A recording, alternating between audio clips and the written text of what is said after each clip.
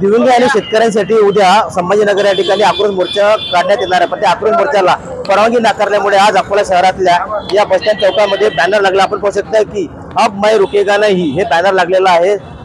प्रहार अकोला महानगर व ग्रामीणकडून बॅनर लावण्यात आलेला आहे आणि उद्या जी आहे उद्या मोठा जे आहे संभाजीनगर या ठिकाणी आक्रोश मोर्चा काढण्यात येणार आहे।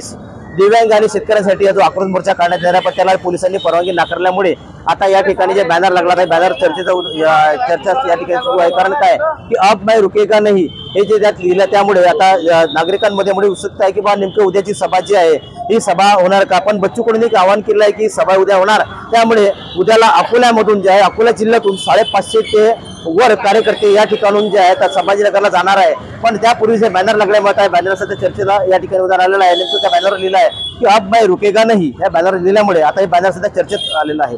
गणेश सोनवणे, टीव्ही मराठी, अकोला।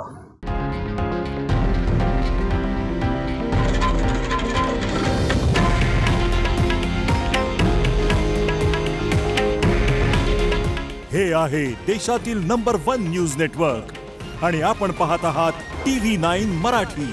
काळजी तुमची, हित महाराष्ट्राचं।